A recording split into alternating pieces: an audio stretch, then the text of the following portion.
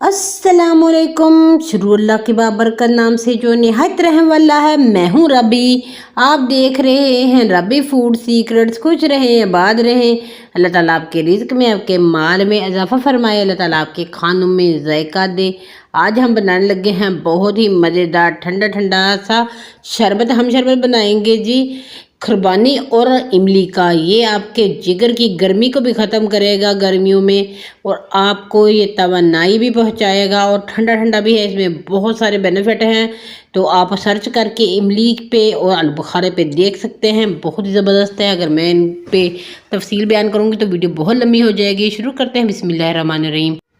सूखा आलू बुखारा हम लेंगे, 1 कप इमली लेंगे, 1 कप ये भी हमने खुश्क ली है, जो ताज़ा वाली होती है ये वो वाली ली है। थोड़ी सी आपने ब्राउन कलर की लेनी है। इन दोनों को भिगो देना है एक साथ, और इसके पानी पहले आपने निकाल देना है। इसको भिगो के मैंने एक पूरी रात के लिए रख दिया था।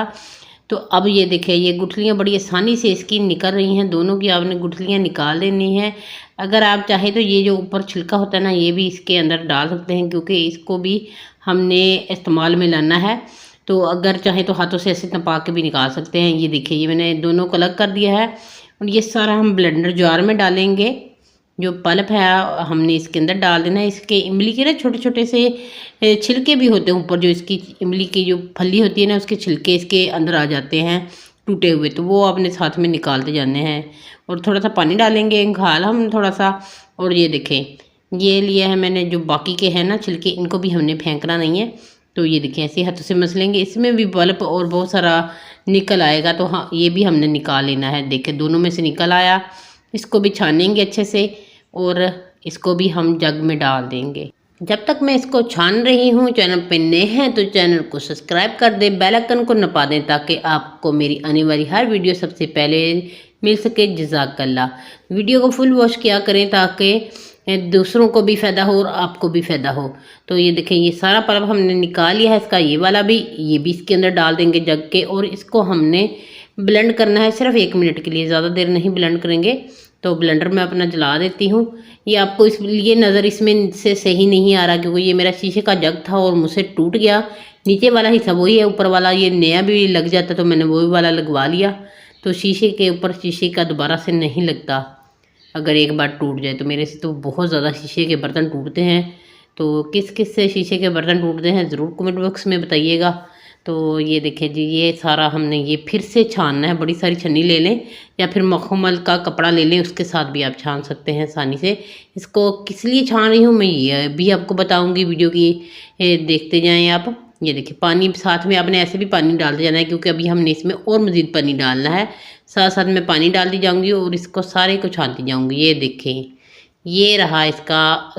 क्यों छाना इसको, ये इसकी वजह है। नीचे से भी छन्नी से उतार लें, पल्प लगा होता है, इसको भी उतार दें। और इसको हमने अब उठाना है, उठा के चूल्हे पे रख देंगे।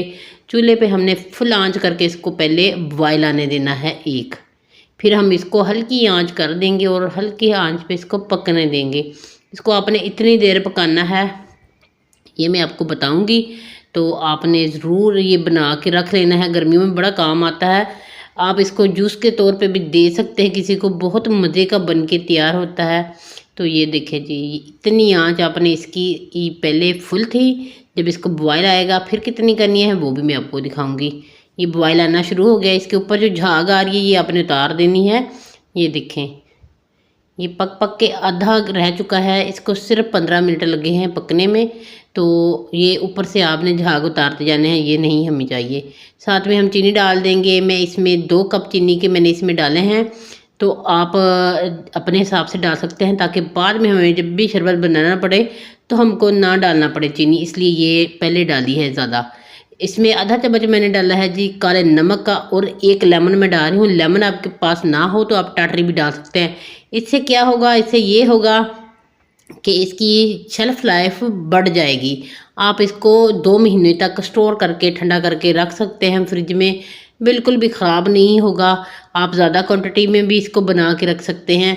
फिर आपने टाटरी ज़रूर डालनी है इसमें, क्योंकि टाटरी की वजह से ये ख़राब नहीं होगा। इसमें कोई भी स्मेल या फूंदर सी नहीं लगेगी। ये देखिए जी, इसकी ये आपने झाग उतारते जाना है।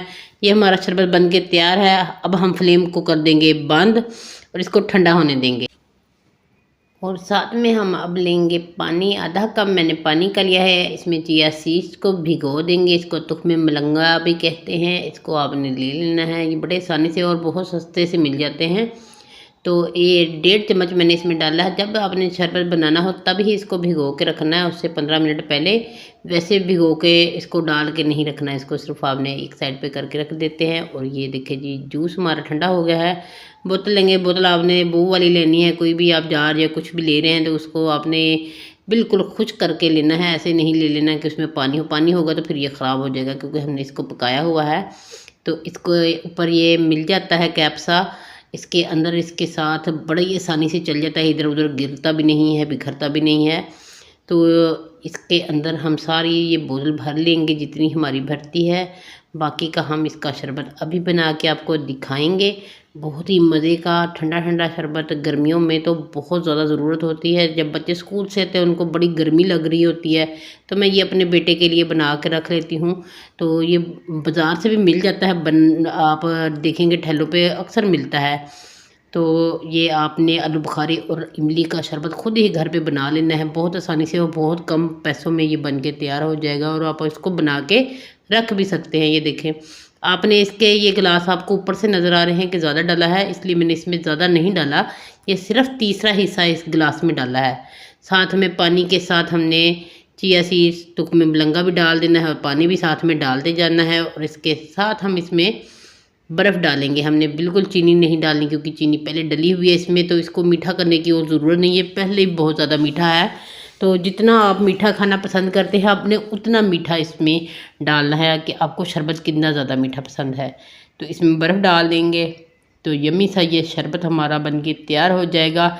और इसको इतना हेल्दी भी है कि इसके साथ जिस्म में जो आपके गर्मी, कमज़ोरी और जिगर में जो गर्मी होती है पैदा हो जाती है, गर्मियों में अक्सर मैदे में जलन होती है, वो सारी ख़त्म हो जाएंगी। तो आपने बना के ज़रूर ट्राई करना है और पीना है।